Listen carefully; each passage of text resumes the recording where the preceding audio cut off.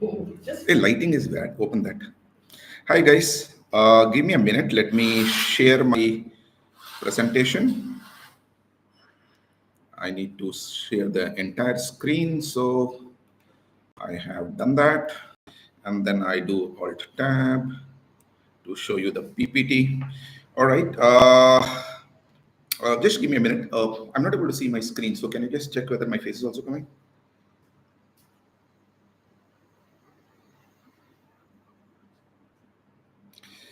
I'm just confirming that the audio and the video is working properly. So give me a minute. Let me quickly start that up.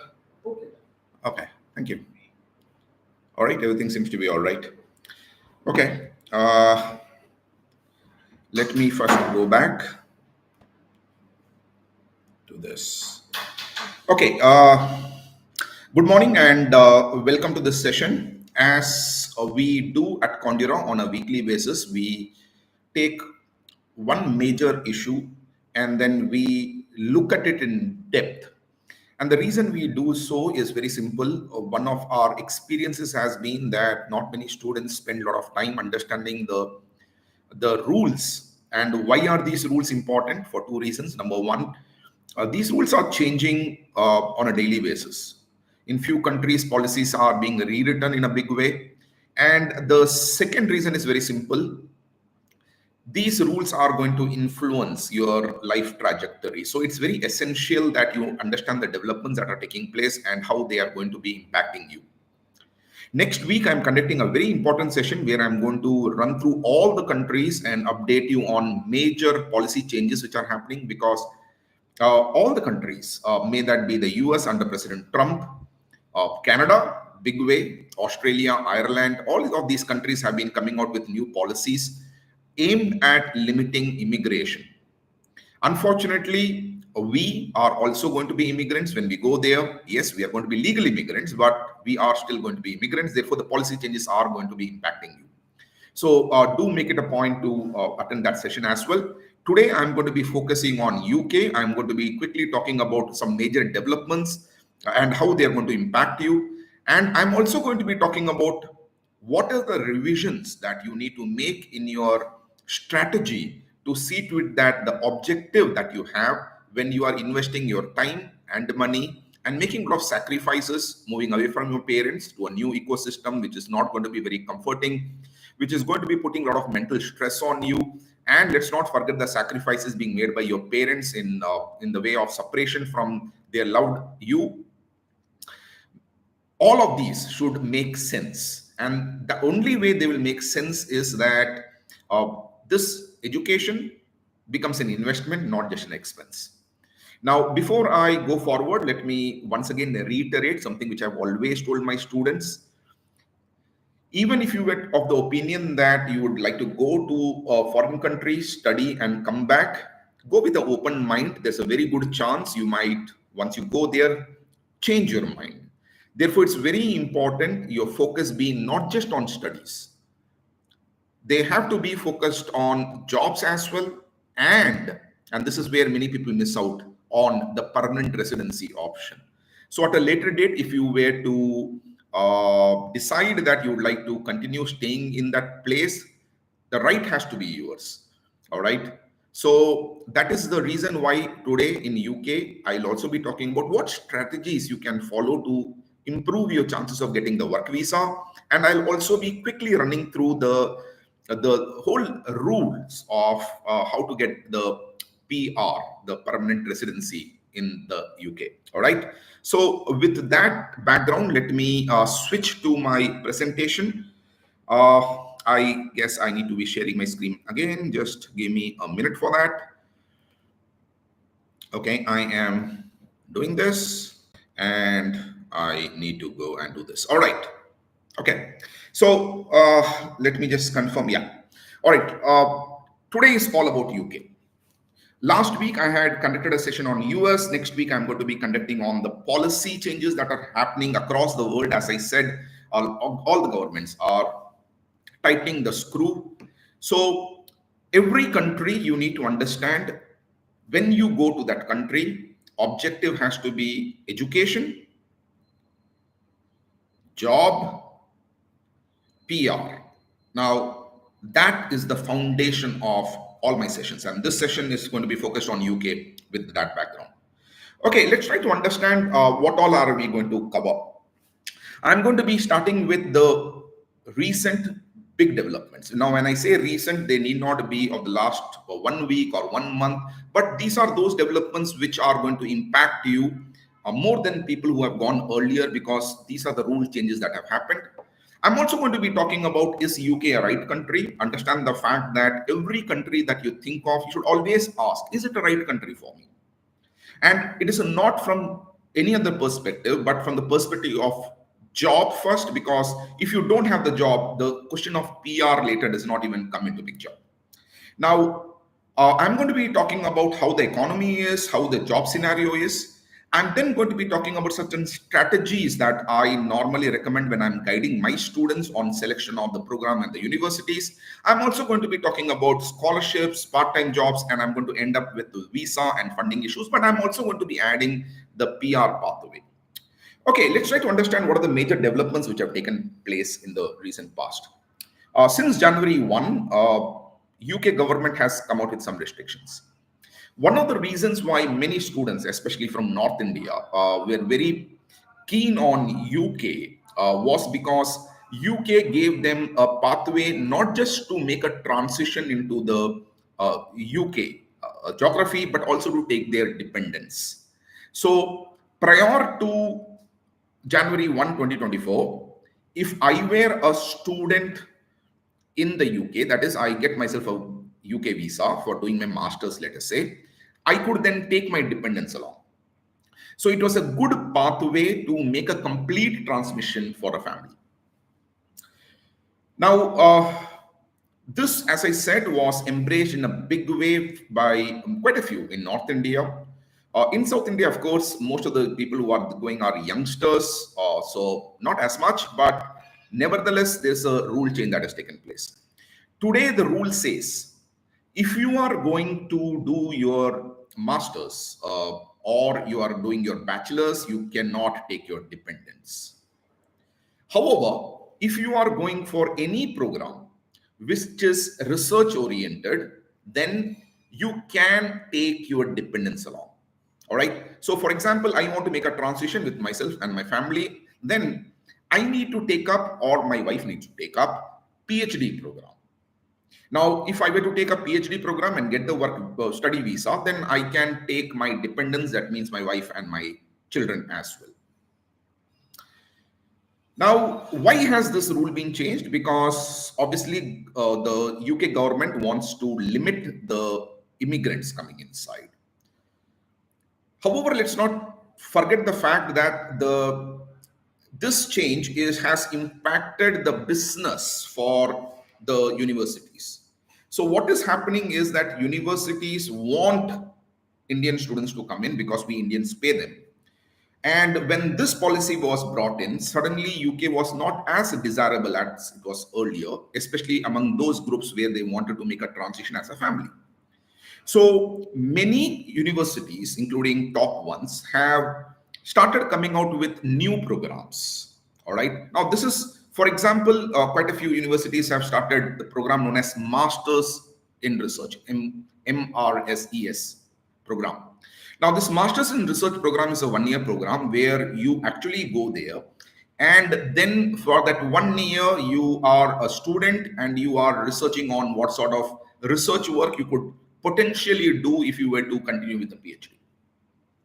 Now, this is not a new program in the sense that it was never there. Quite a few universities did have it, but many more have started this. All right. Now, why have they done that? Because they understand there are many Indians who would like to come to UK only if their family were allowed. But government says, all right, you can't do that unless and until your program is a research-oriented program. Probably when the government was thinking about it, the focus was on PhD. But why not M research? All right, Masters of Research. So M research programs have become a little more competitive now. More students are preferring that for the reason that they can take their dependent ones there. So that is something that you should be aware of. Okay, now this is much more important This is important for all of you. This is not just going to touch the the chances of the people from the north going. It's going to touch everyone. Now, the point that you need to understand, and this is something that is true for all the countries, what happens is something like that. All right, and remember, this is not specific only to the UK. It is specific. It is general to all the countries. You go as a student, and every country today provides postgraduate work visa, which basically means that after you have finished your education, you can continue to stay in this in the student visa mode for a couple of years and earn,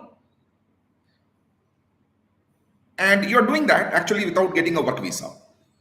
But by the time your postgraduate work visa gets completed, during this interim of having completed your education till the postgraduate work visa time is over, if you move to worker visa, all right, now work visa and student visa are not the same, all right. A work visa allows you to work. If you move to that, then you get an extended period where you can stay. Now, after the extended period, time frame again changes from country to country. If you have been in that country for an extended period of time, then you become eligible to apply for the PR. In US, it's famously known as a green card. In UK, it's known as indefinite leave to remain, ILR, which basically allows you to stay back in the UK and work for a substantial amount of time till you decide or you get the option to become a British citizen. Now, every country has certain rules of when you can get the work visa.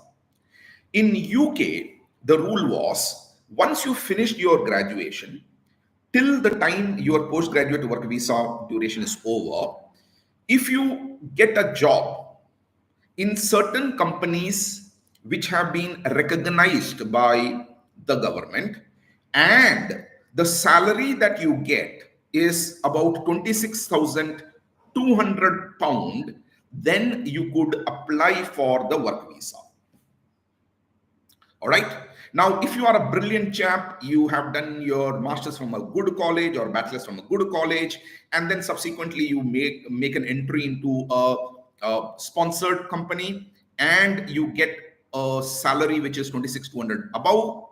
The day you finish your studies, you can shift to the work visa. All right. However, let us say you are not in that category. Let us say you have passed from a okay college, you tried to get a job, but you did not get a job in the right company. So you temporarily worked in some other company, which is not a sponsored company, which does not have the right to sponsor you for the work visa. And let us say that the salary that you got was not 26,200, it was about 24,000. All right. Now, what happens in that case is you continue to work in the student visa. And during this interim, obviously, you will go on trying to get a job in the sponsored company, try to beat this benchmark of 26,200. And if you get a job, let's say, of 27,200 in a sponsored company, immediately you will apply for work visa, and that allows you to stay back in UK for 5 more years. Let's look at the last category of student. This is a student who did not take life very seriously. He went to the UK rather than concentrating on studies. He spent more time trying to earn small amount of money through part-time. Subsequently, he got himself some job which was not a sponsored company, and he continued to earn in the UK. Yeah, you can earn. But that earning potential is possible only for the duration of the postgraduate work visa. For example, in masters, it's 2 years. So for 2 years, you can make the money.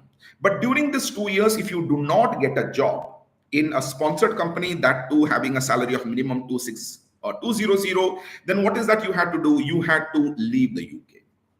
Okay. So obviously the quest is to try to get a job in the sponsored company with the minimum salary of 26,200. What has happened now is this floor has been raised. So it's no more 26,200, it is 38,700. So now your responsibility is not just to get a job in a sponsored company. You should get a job which is a little high paying job. And obviously a high paying job would be possible only if you are in that sector where salaries are more, and more importantly, you are in the position where the salaries are high. You cannot be at a low position. You have to obviously be at a decently high position for you to get that 38,700. which basically means that the country, in this case UK, has made it a little tougher for you to make a transition from a student visa to the work visa. What is the implication of this? The implication of this is, if previously 100 people used to go, and let us say 20 of them used to get the work visa immediately, and another 20% or 30% would get the work visa after the during the postgraduate work visa rule, and 50% will come back to India. What is likely to happen is, now the number of people who will not meet this benchmark figure of 38700 will increase, because not everyone will be able to get a job in a sponsored company, and that to a job that pays 38700 pounds, which means more number of people will be forced to leave the UK. So what is the learning for you? The learning for you is very simple. If you're going there, bloody fight. Don't just fight to be in getting a job in a sponsored company. See to it that you are meeting that benchmark of 38700. However, is this 38700 a very important figure for you? Now, you need to understand this 38700 is a general number. However, there are certain concessions provided. One concession which might not be valid for majority of you is, for example, if you come in an area where there is a shortage of labor, okay, and today that's mostly associated with health sector related area. So let us say you are in the nursing side, you are in the community service side, then what happens is you don't need to meet this. Even if the salary is lower, you will get the work visa. Now that will not, this is probably going to be advantageous only to certain set of people, not necessarily to you. But if you are another category of students, which is where majority in the South India will come into picture, where you are fresh out of the college, you probably have worked for a year at the max or 2 years, and then you do your masters. And once you finish your masters, you come out and start looking for a job. All right. Now UK says, all right, I understand the fact that you are a new entrant to the job field. You do not have so much experience. So obviously companies will not pay you 38700. All right. Companies will pay you lesser. And if this lesser is achieved, I'm still going to give you a work visa. Now, the condition they have put is you have to be under 26 years old. Now, majority of you probably are going to be in that category. Now, let's try to understand the story. Let us say you are 24 years old. All right. You do not have so much of work experience, or you probably have no experience. You do your masters and you are getting yourself a job in a sponsored company. Now, sponsored company is necessary.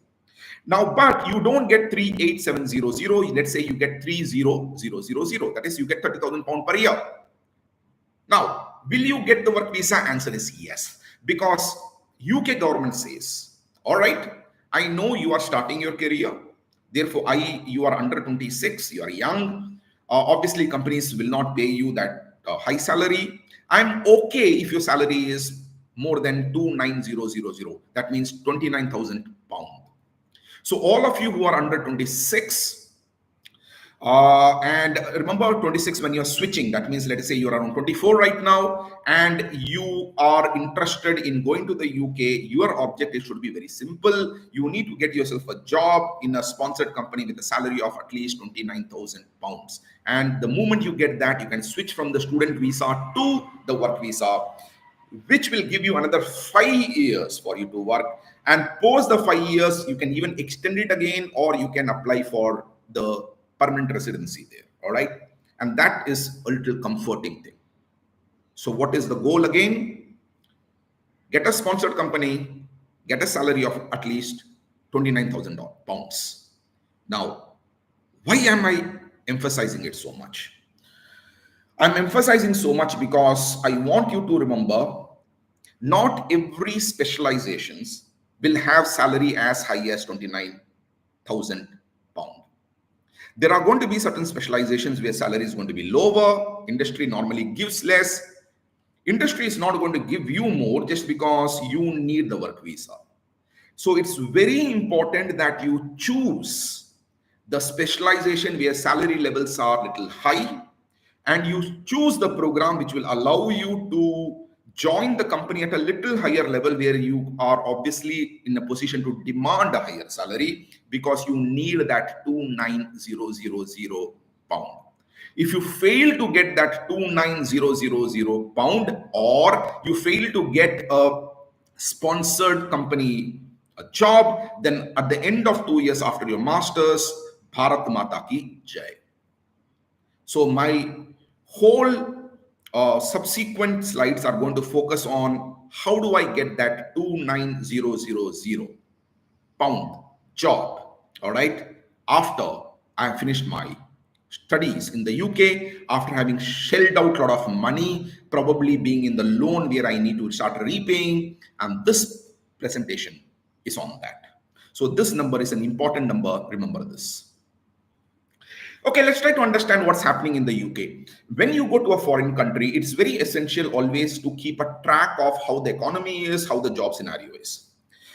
Number one, let me be very clear, and this is something that many students have talked about this in different contexts of different countries, and I disagree. All right, job market across the world is at a bullish trend, which means bearish trend, which basically means that job scenario is not that great across the world. Now, job scenario is not great, not because the economy is suffering from a recession. You understand what is a recession? Recession is a phenomenon when economy is not doing good. Now, if it had been recession, I would not have been worried, nor should you be worried. Why? Because any economy that is in recession today will make a upward turn tomorrow. So it's only a matter of time. Transition will happen. And the beauty is you are not entering the job market today. So even if you were to, for example, go for the January 25 intake, you will be entering the job market only in January 26. So you need not worry about it because right now it's a recession. Things will flip. All right. If the things don't flip, government will flip. Let's not forget in US, what happened? Why did President Biden's party lose?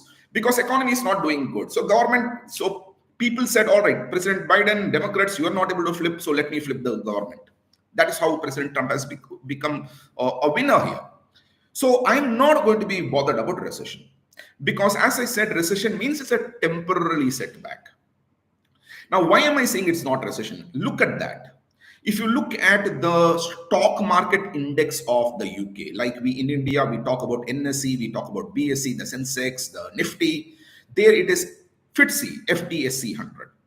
All right. If you look at the stock market index of the UK, it is at a record high. All right. So companies are actually doing well, or the outlook the companies are exhibiting is actually good. In fact, organizations have revised upwards the growth forecast of the UK. All right. So there's a degree of optimism that the economy is good. It is going to further improve. Recession is also being controlled. If you look at the unemployment rate has actually fallen down. All right. Yes, unemployment rate still exists, but it has fallen down. So everything is very positive. So what is the problem then? Problem not just in the UK, but in the US, in India, across the board is basically technological disruption. AI has come in. What the AI is doing is it's taking the low-end jobs and through the automation, and this time it's the intelligent automation, making people who are only contributing to the low-end jobs redundant. So unemployment is being caused because of technological disruption. Now, unfortunately for you, this technological disruption is not something that can be backtracked. So it's not that the jobs that are gone today will come tomorrow. No, it's not going to happen. In fact, going forward, technology is going to evolve to an extent that the low-end jobs are going to be consumed by technology. In fact, slowly, as the intelligence increases, you better be more intelligent than the machine for you to continue holding onto the job. If you fail to do so, then the jobs will basically prefer machines over you. Therefore, this change cannot be reversed. You need to therefore go on upskilling yourself, be better than what technology can offer. And that is something which you have to fight for. Which also means that today, in my view at least, we are going back to my generation time where masters will become a necessity for me to get the jobs which I want, because what we are doing in bachelor's is not sufficient for the high-end, jobs that machines are right now not consuming. So I hope you have been able to understand what I'm talking about. So UK economy is actually doing quite well. Optimism is there. Unemployment rate is coming down. But that is not to say people are not struggling. People are still struggling. If you were to look at, and all this data I have taken from the public domain. If you look at unemployment rate for postgraduates, is still at 10%. But many of the people who are still employed, that is 90% of the people who are still employed, understand they are employed not necessarily in good jobs which will give them the work visa at a later date. They are doing something, but it's still not giving them firm future. So to bring everything together, bottom line is this: if you are going to the UK, your quest should be to take that program which pays high, where the salary levels are high. Second, that program where demand is high. You need to have those skills which cannot be immediately replaced by the machines, and you need to get sponsored job. That is the most important learning. This is a very interesting statistics I've written in the last one. Recently, for example, when job companies have been asking for resumes for each job, 140 applicants. 140 applicants have been applying. So the ratio is 1:140. Now, obviously, not that all the 140 are looking for jobs. Quite a few of them are already working. They are looking for improved working environment in terms of money, in terms of everything. But this is a big figure. So more number of people are not happy with the job. That is the reason you will hear quite a few people say, I'm not getting the job of my choice, etc., etc. Not many people are happy, but then these are at the lower end of the pyramid. Your quest should be to see to it that you have the skills, you get the right degree, to see to it that you're getting jobs which are in demand and higher salaries. Now that's the important learning. UK sucks. Do not come to UK. I'm sure you would have come across many people say that in UK. If you are someone who is looking at US, believe me, there are quite a few people say US sucks. Do not come to US. If you're in Canada, if you have been researching in Canada, guess what people there will say? Do not come to Canada. But the point that you need to understand, points that you need to understand are two. Number one, these people who say do not come will not come back to India. All right, they will bloody stay there and fight, because they know opportunities there are more than what you probably will get in India. All right.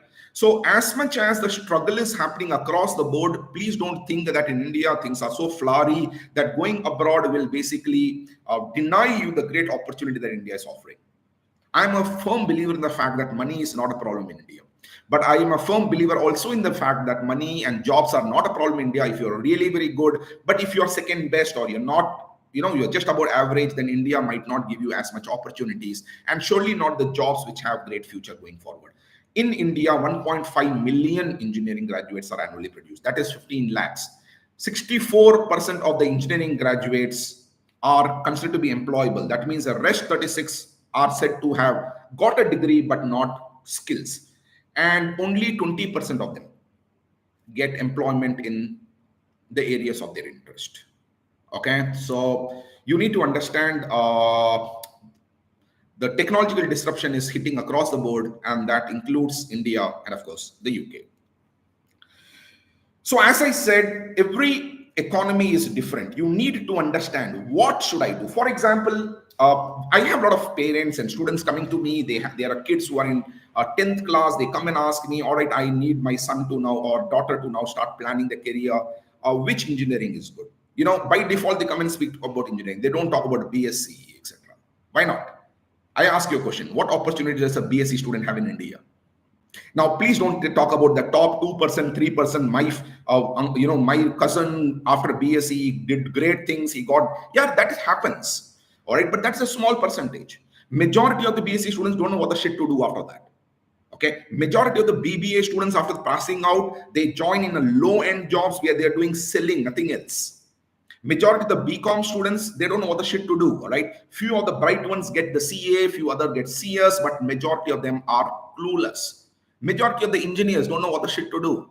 You're a mechanical engineer, you're a perfectly great mechanical engineer. Guess what? There's a very good chance you'll end up in IT. So what is India known for? India is known for technology. Even in technology, I'm going to limit it to information technology. all right, computer science and all that area.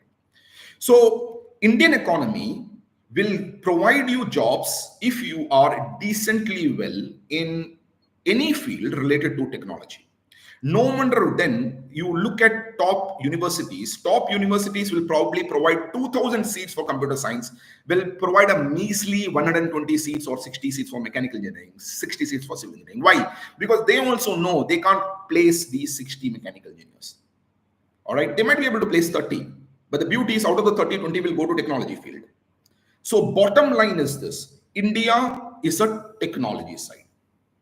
China is into manufacturing side. Now it has come into services side in a big way. There was a very famous statement that was made by the Chinese minister many years back. He said, India might be the factory of the world, but India might be the office of the world, but we are its factory.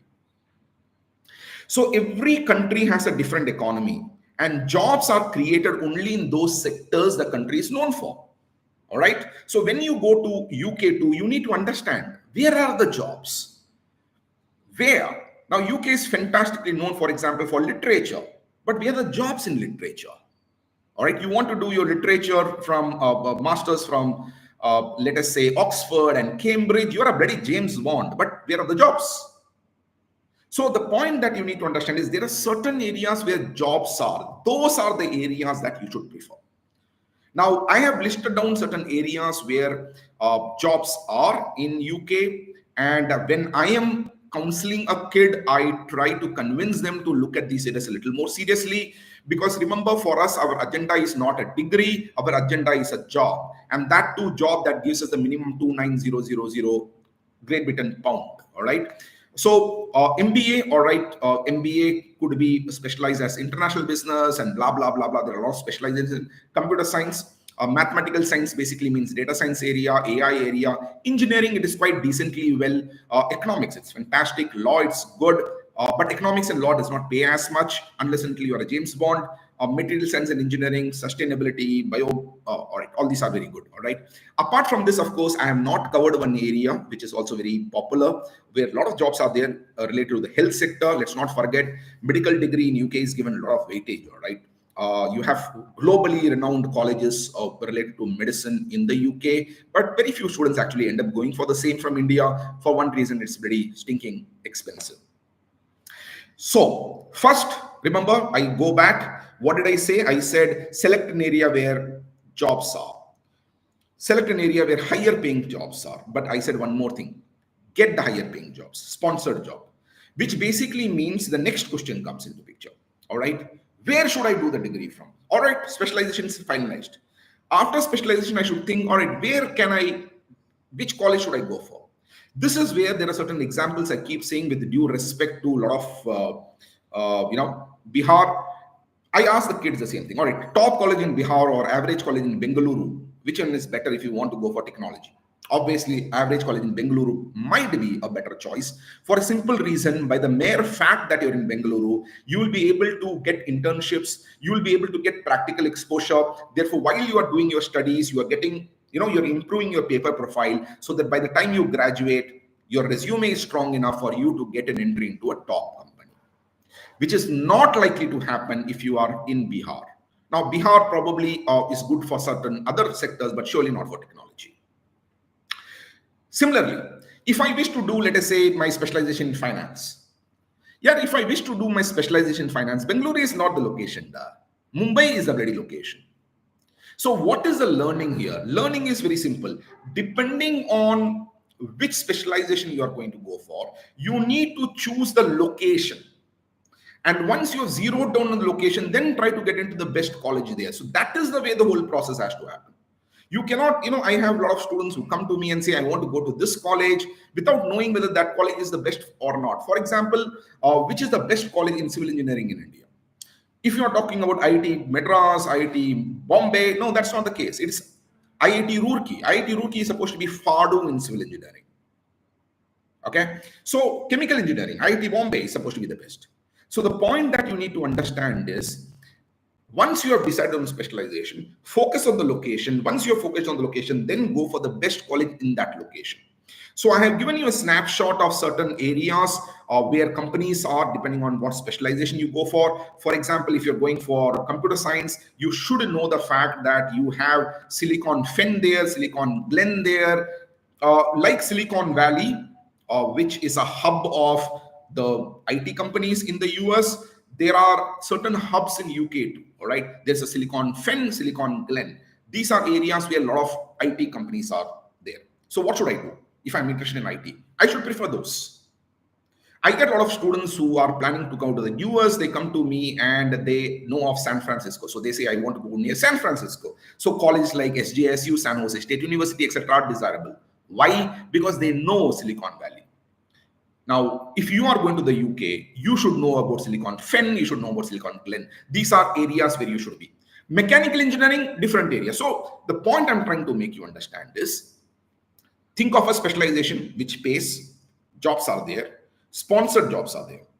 Second, once you've done that, research on where are the jobs in that specialization, and then choose the college. It should not be the reverse way down. All right. So I have basically listed down certain areas. If I have not covered the area of your specialization, please write to me. My WhatsApp number is at the top, and I will probably guide you on those areas. Okay, now that was as far as the strategy that you need to be taking to see to it that you are improving your chances of getting a work visa. Now let's quickly go into a little bit of process detailing. Do remember the fact that UK, you have one big benefit. Unlike in the US or Germany or Australia, UK is one place where you can actually go forward and apply without any English proficiency test, which means you don't need IELTS, you don't need TOEFL, you don't need PT, you don't need Duolingo, blah, blah, blah, blah, blah. However, if you are really ambitious, wish to go to a better college, then I would encourage you to have an English proficiency test. Now, in case you are a person coming from a background where your English is not very strong and unfortunately you're not done well in your 11th class and 12th class English as well, then there are universities which conduct their own test. You can write those tests. Those tests are not very tough. You can pass those tests and thus claim that you have the English proficiency. Also, do remember, unlike other countries, UK is one of those countries where you don't need to have given your English proficiency test before you apply. You can apply, get an conditional admit, and then conditional admit will say that, look, I will give you an unconditional admit. That means I'm confirming your seat only after you get the required minimum in the English proficiency test. So a person like me, I have not written IELTS so far. I can still apply, get a conditional admit, and then write IELTS. Once I get the score that is sufficient enough, then I can convert the conditional admit to unconditional admit and then apply for the visa. All right. So that is there. UK is fantastic. It's the only country, in my view, which is a little more flexible for people with weaker profile in academics. They're okay with the gaps. For example, in Ireland and Australia, you have to define each, what you did. For example, you might be a student who have graduated in 2024 and you are not doing anything right now. You're searching for a job. There's a gap in your profile. You need to explain that gap in Ireland. You need to explain the gap in Australia in a very much of a depth. In UK also, you need to explain it, but it's okay. They are liberal with that. All right. Do remember the fact that most of the UK colleges will, once you are applying for it, they will give you a call first, confirm, have a chat with you over the phone. So you need to be prepared for that. At Condira, we make it a point to train our students for this initial interview. During this interview, they are trying to understand how serious a candidate you are, and they're also measuring your spoken English skills. All right. UK is one country where the visa rejection rate is pathetically low. They are very good at that. So unlike in US, where you don't know why the shit they are rejecting your visa, Ireland and Australia are, of course, little stringent now on the visa rule. Canada has also tightened the screw, but UK is still a little flexible. UK, however, does have an issue with accommodation. Like many of the countries which are attracting a lot of students, including Canada, getting an accommodation in UK, especially in the places where the demand is more by the students, is an issue. So I am encouraging my students to apply a little early. Once you have got the admission in the college of your choice, go ahead, start booking your accommodation, and if possible, even book your flight tickets. Don't worry too much whether you get the visa or not. In US, I don't recommend that because, as I said, we are not sure whether you will get the visa or not. But in UK, 99%, 99.99%, your visa will not be rejected. Okay, now I have a final point, and this is very important for you to understand. Going to UK has its own set of challenges, unlike in the US. In US, I'm an Android, all right?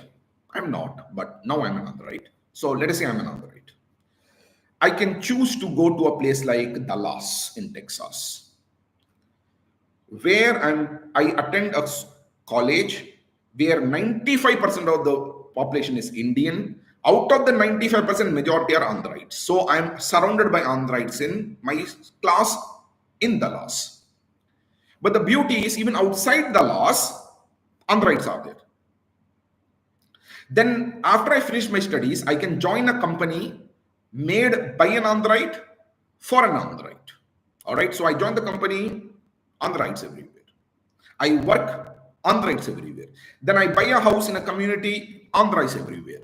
After 10 years, I come to India and I sit next to a person who has always been in India and start speaking with my Andhra English.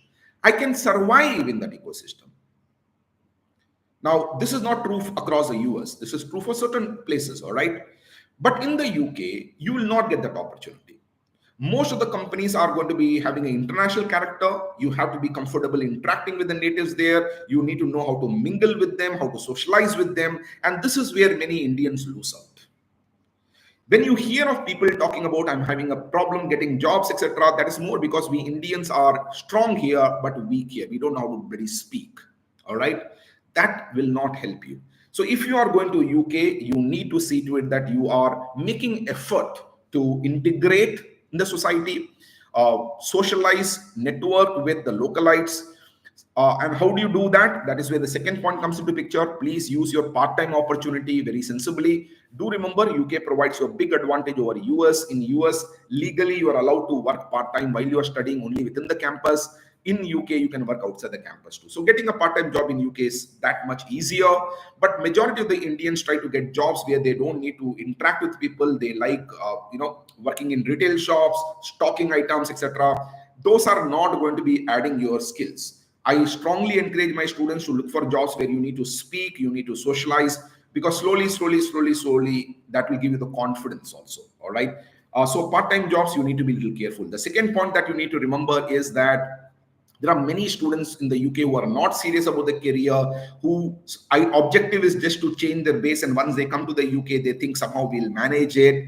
Not just from India, you will find a lot of students from Nigeria and other African places too.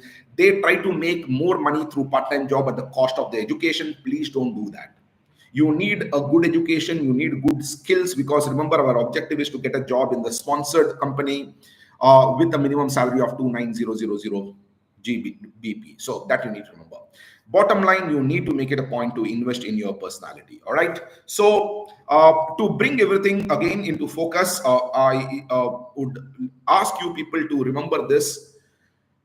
UK is a good opportunity, especially if your profile is a bit on the weaker side. UK is a fantastic opportunity if you are a person who is really conscious about the investment that you can make, or maybe you come from a background where you cannot raise so much loan. All right. Do remember, UK has one more advantage. It's one country where 100% of the amount for the visa you can show through loan. All right. In US, we don't encourage that because that risks your visa.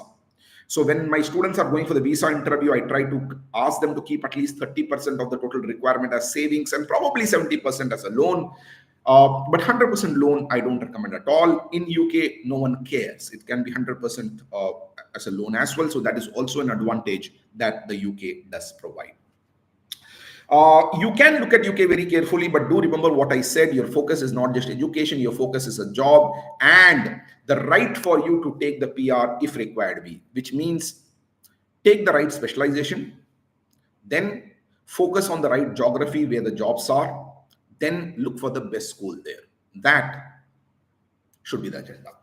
Feel free to get in touch with me. My number is there, 8897600333, which is my Vizag WhatsApp number, 9505510123, which is my Hyderabad WhatsApp number. Feel free to ping me up in case you have any queries. And from Condura side, our endeavor would be to keep on informing you, not just factually, but also giving the implications of what the rule changes are, and also what strategies you can possibly follow to see to it that you are achieving the goal that you have set for yourself, for all the sacrifices that you and your parents are making. All right.